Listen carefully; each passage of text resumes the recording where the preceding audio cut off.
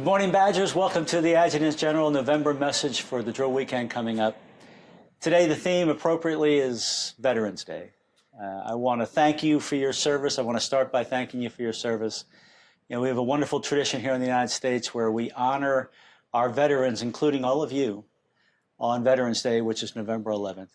If you're not familiar with the history, November 11th, it started as sort of a tradition, the Veterans Day tradition during World War I. In 1918, an armistice was signed that ended the war, and they decided they would end it at the 11th hour of the 11th day of the 11th month.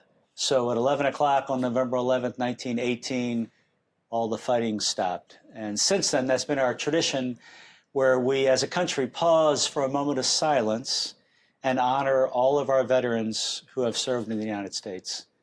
Now, all of our services have their own wonderful legacies and traditions and their own ethos. You know, our Army is Army strong, our Navy is forged by the sea, Marine Corps is Semper Fi, the Coast Guard is Semper Paratus, and our Air Force is aim high to fly, fight, and win. And we in the National Guard, a proud part of the Army and the Air Force when we're on active duty, we have our own tradition, we have our own culture. It's always ready, always there.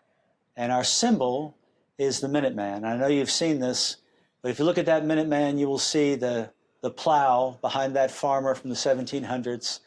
And he's stepping away from that plow and he's picked up his musket. And what that symbolizes is who we are when we say we're always ready, always there. I know we're not all farmers today, but we're all connected to that original Minuteman. We all have our plow. And in that plow is everything we hold dear.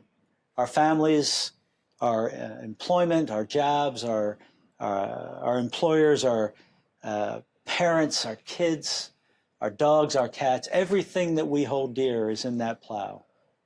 And we step away from it and keep our commitment to America when we pick up our musket, whatever our MOS or AFSC is, and go overseas someplace around the world or someplace for the governor here in the state of Wisconsin, and we answer that call.